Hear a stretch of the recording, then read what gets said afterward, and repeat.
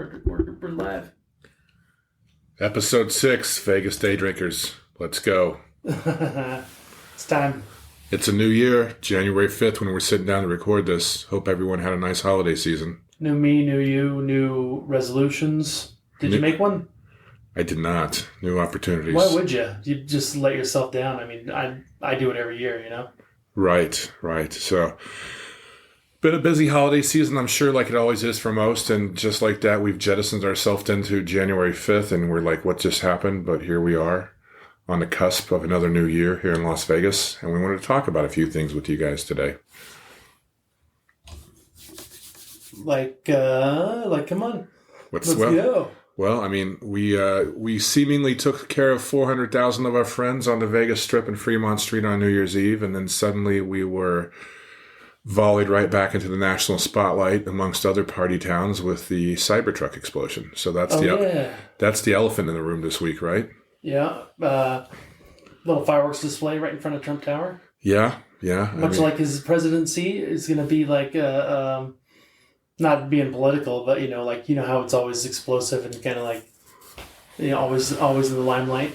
Well, yeah, again, not being political, but I just think running up to the inauguration, I think things will be pretty interesting, and probably that's going to segue here in a bit into some of the just overall Las Vegas security that we've witnessed in recent years and going forward. Speaking of that security, you know how the drones were all the rage in New Jersey right before Christmas? Yeah. Nevada has had drones for a while now, and I don't think anybody ever talked about them. You can see them up above the freeways. They have red and blue lights on them like police cars, but I had never heard anybody mention them once. But I think that's going to be more prevalent now that they had this Cybertruck explosion, and then obviously just more surveillance, and you need that in a town, the city of entertainment. I mean, obviously, the positive aspect of all that is the only person that was harmed in it, to death, was the person that committed suicide. The poor Cybertruck. That poor truck. It didn't deserve that. It was brand new. It barely begun its life. This is true. So, as we talk about that, we invite you all to sip, socialize, and shine. We're going to talk about some places we went to recently. We also are on the eve of CES, which is the Consumer Electronics Show. I wonder how many really crappy bartender devices they'll have for sale on the show floor. Like the Ninja drink maker. It's like... Oh, the barista or something? Yeah. Or Bartesian, excuse me. I mean, how stupid is that thing? It just pours water through a cup that's got the ingredients and pours it into your glass. I mean, I think that with an estimated passenger, I'm in airport mode there, but 148,000 they're anticipating that coming through in the next few days. It starts on Tuesday and ends on Friday. Yeah. We're also going to talk a little bit about VGK on a winning streak, doing quite well in NHL, and then we're going to talk about the Raiders not doing so well. Well, I mean, that's pretty much a given. As they wrapped up their season today with a loss to the Chargers here at home. So we do this in the evening, even though we're day drinkers, with the question, does Mr. Pierce have a job in the morning when he wakes up? I would say no. Okay.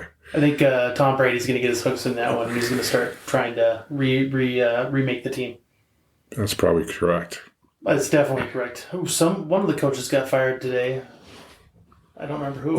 It was Gerard Mayo with New England. So they literally won the game against the Bills, who they sat all their starters, and then pretty much at the press conference, that was it. Your team got railroaded today, but that was a very specific reason. I mean, they sat everybody down. Darren, everybody else plays checkers. Andy Reid plays chess. I've seen what he plays. Cheeseburgers in paradise. Give me my little nuggies.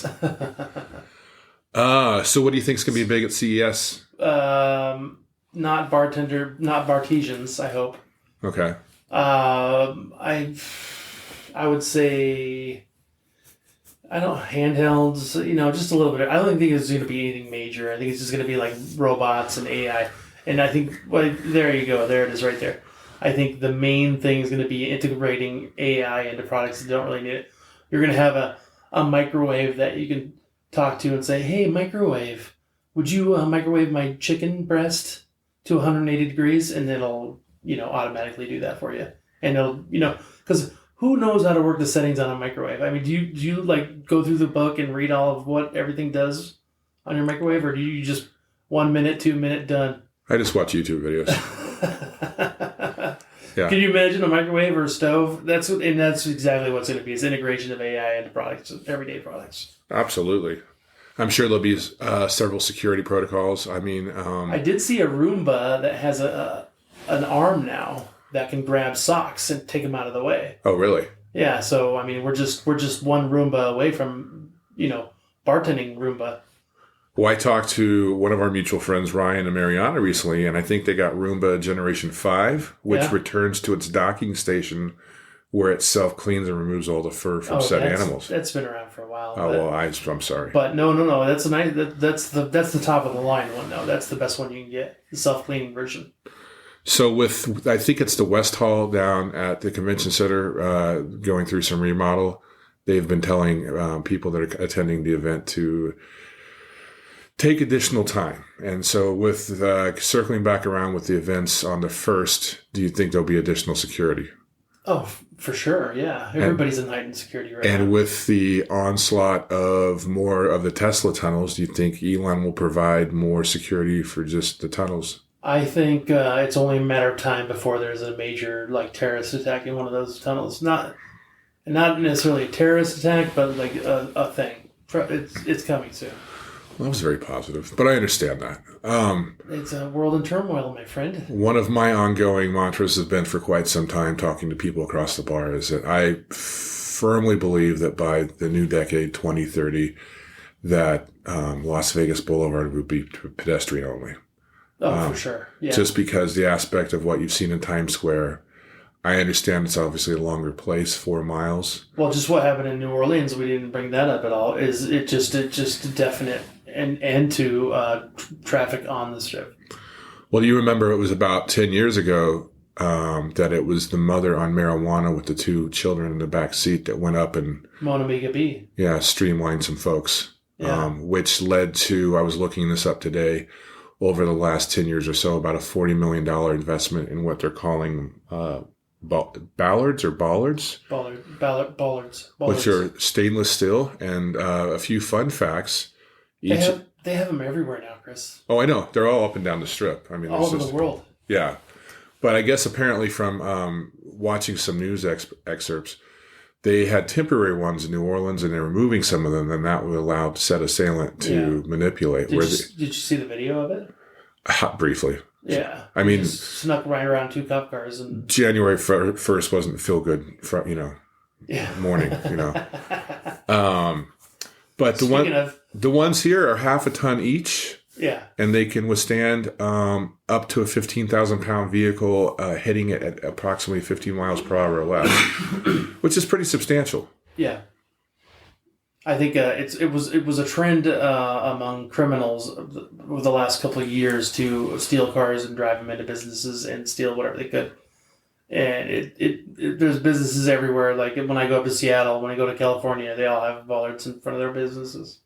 It's pretty crazy. As we walk suspiciously towards 1984, very Orwellian, I also read on an X or a tweet or whatever you want to call it these days that Las Vegas locally reported that on New Year's Eve downtown on Fremont Street, they turned on 22 new surveillance cameras whose sole responsibility was just scanning license plates, trying to find assailants, would-be criminals, and people not paying their car insurance. That's great news. I love that. Yes, that's great and news. For a law-abiding citizen like myself and yourself, you see in Vegas, especially Vegas, cars without license plates all over the place. And you know why they don't have license plates is because they've been pulled, but they continue to drive.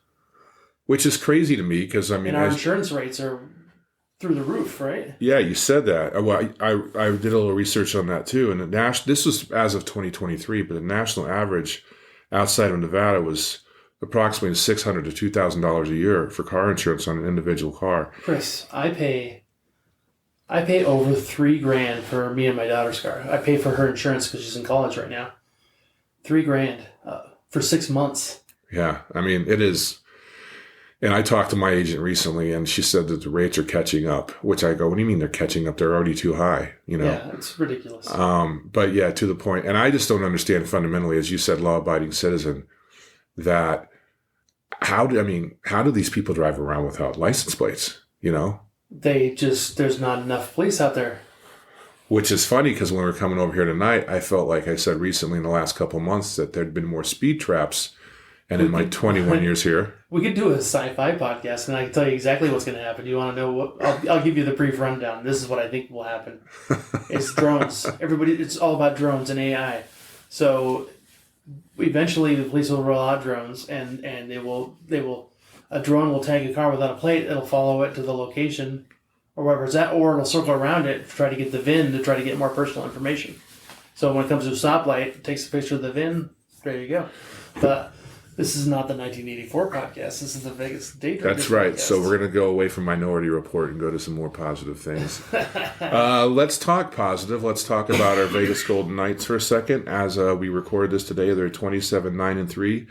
Not only are they top in the Pacific Division, but they're also top in the NHL, being trailed closely by Winnipeg and the Washington Capitals. So yay, Knights. Capitals. I hate the Capitals. But yay, Knights. So Bruce Cassidy's got the boys skating pretty well, and we need to get to a game this year. Yeah, eventually. And then maybe Rafa could get us those front row seats once again. That's right. All right on the ice. That was beautiful. Shout out to Dean's Place. We know who you are, Jack. And the free cocktails. Oh my gosh, that buffet, that spread. Yeah. Super nice. I mean, Vegas is still Vegas, and the Vegas VIP experience still is Chris and I, being the bougie fellas we are, they have the VIP lounges at the bottom of T-Mobile, where if your tickets are on the ice. One thing I don't know, did you notice the wallpaper in there? I did not. So the wallpaper in the VIP lounges was bartending utensils. Oh, was it? Yeah, it was really cool. It was green and gold. It was wonderful. I thought this is made for me. I love it. It was a fun time, and I'm a split decision. It's fun being on the ice, but I also like being on the upper bowl too because I kind of watch the lanes developing in the plays. Yeah. I mean, if you're going to be bougie, that's the way to do it, though. Well, I mean, yes, there are definitely better seats, but just to experience it, I think if you ever get a chance to, like. I've never been able to experience it, but everybody tells me that the best place to watch the NBA is right on the court side. Yeah. I mean, come on. I mean, you can't beat it. Is that LeBron's perspiration? Oh. Why is he sitting in my lap? Yeah. Here's a drink. Why do they call Anthony Davis the Brow? Can I? Well, yeah.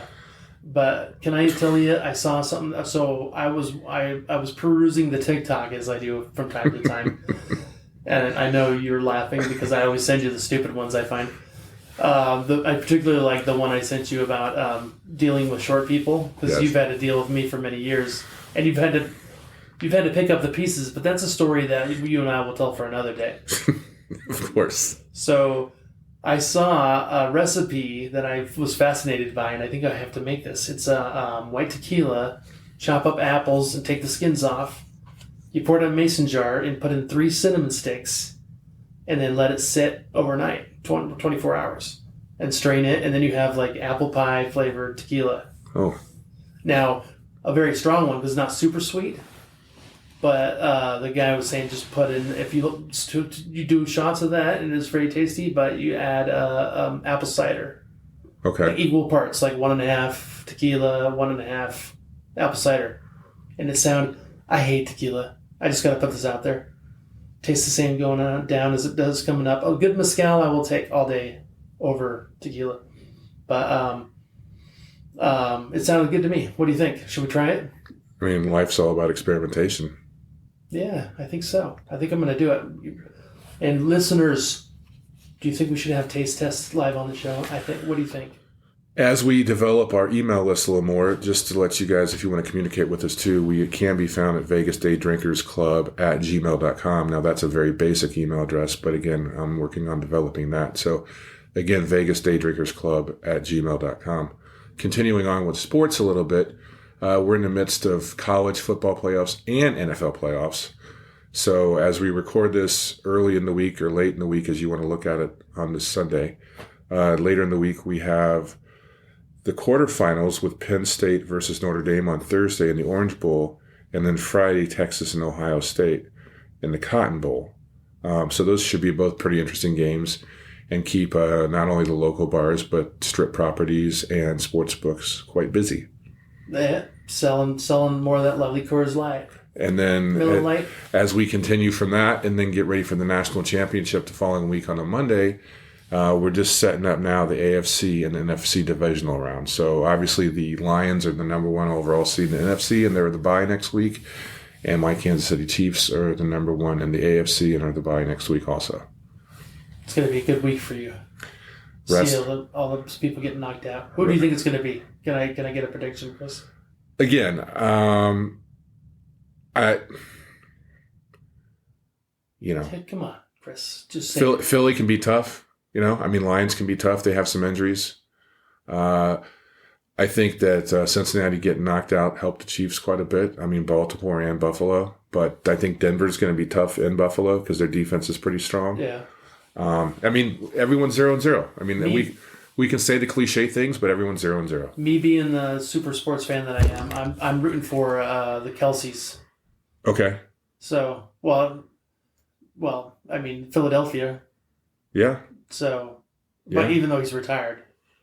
Right. But what do you think of his new show? Did you see his new show? His wife's or his? No, his new show. Oh, no, I haven't. He's got a new late night show on ESPN. Just is starting this week, I believe. The Kelsey brother brand is everywhere, and obviously it's expanding because they just added his wife, who his just wife has a podcast. Yeah. Yeah, absolutely. Who would do a podcast? It's so weird. Yeah. This is my third, technically. Yeah, you took my virginity. So. Oh! I'm just going to put that out there, guys, that I forced Chris Saenz to do this. I know it doesn't sound ideally, but we're improving daily. I said, if you're going to do it, you just need to do it. Right. And that's... He's been talking to me about it for 3 to 5 years, and I'm the asshole, so I apologize. You could have been listening to this for 3 to 5 years already, but he's the holdout. Hey, we've got a sound effects board. We've got some mics. I walked in the room today. I'm like, well, look at this fancy fucker, So I'm trying. I'll get there, but as life happens, and the holidays, as a matter of fact. Speaking of the holidays, can I just transition for a minute into what we did for New Year's Eve?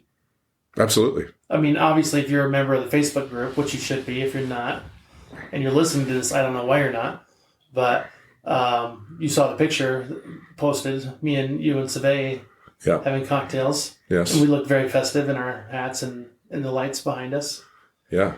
But that was second stop for me. I started at McMullen's for New Year's, Irish New Year's. Yes, you did. So my night continued on till midnight, which, Irish New Year's is 4 p.m. I kept going till past midnight, and then I think I continued even after home with a private selection of a bottle of champagne, which I won't get into the brand. From Le Cave. So I felt rather sharp in the morning, let me tell you. Yeah. I think today's word is wonky. But when we were at Whiskey for Darren's part 2 and my part 1 after finishing up work, I did try the Stapleton Old Fashioned, which was made with his Chris Stapleton's whiskey with his collaboration with Bullet. So I just kind of looked it up today. It was good. What I do appreciate about whiskey is they are a local bar concept owned by a bigger corporation, but we're not going to talk about them. But they do the Ice Spheres, they do the Luxardo Cherries, they do have a good cocktail program. That's my 15-second plug for the Stapleton Old Fashioned, which was the featured Old Fashioned in December, and I don't know if they're carrying on through January. But you went somewhere last week. You went to one of my favorites, Tacos and Beer. Tacos and Beer, yeah, it was nice. Down on Paradise? Yeah, it was cool. Some friends were in town from Kansas. Actually, no, they're from Kansas originally. Okay. But they live in Fort Irwin right now in California. And another group of friends, we all met up for lunch, and it was good. Good margaritas. I had nachos. They do charge for chips and salsa there, which I find very not attractive, but whatever. I didn't pick the place. Now, mentioning friends from Kansas and like all things Midwest and comfort food, did your Kansas friends go for the, I believe, crunchy taco, which has a smattering of mashed potatoes? They had a combination of soft and crunchy. Okay.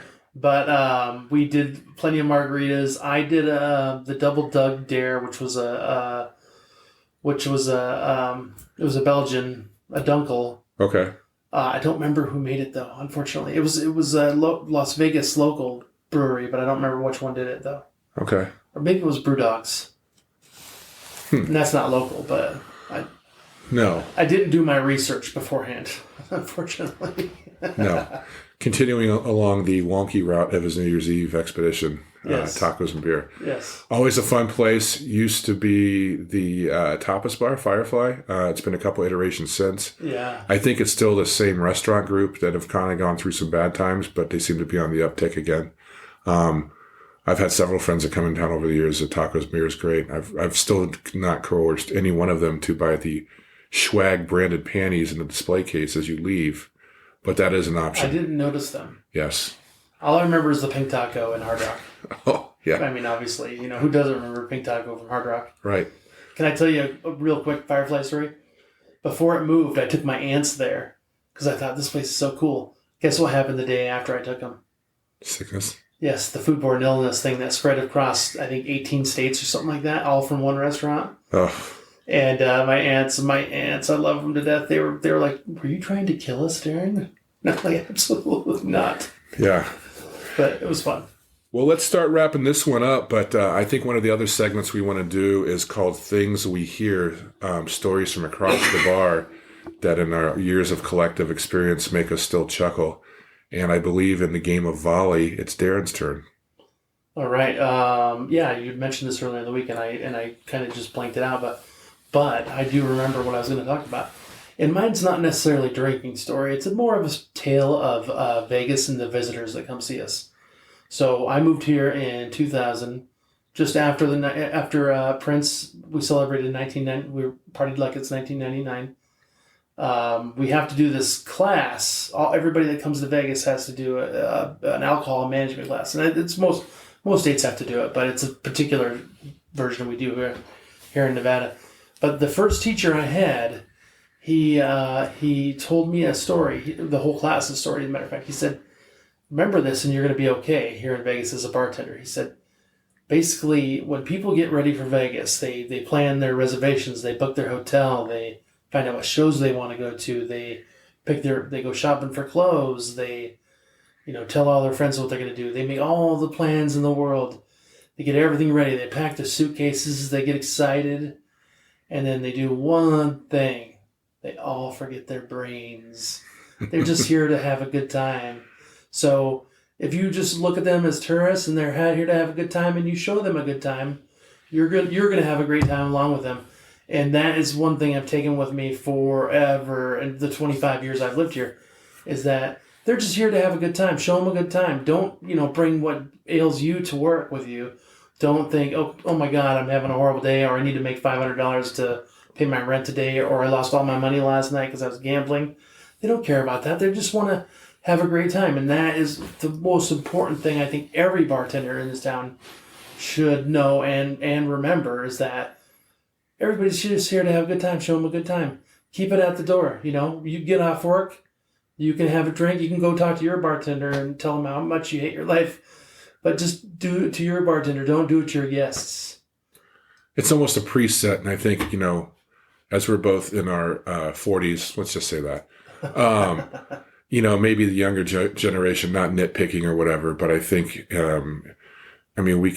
we can culturally talk about a lot of things, but I just think that's a good preset to go into any shift with. Yeah, I mean, I found in my whole life, I remember there were days when I was younger that I was really struggling to pay rent, and I'm like, gosh, I need to make like $150 a day or $200 a day, and just remember every transaction, I'd look at the tip and I'd be like, okay, this $10, I got 140 more, and I just found that I was stressing myself out so much that I wasn't having a good time working.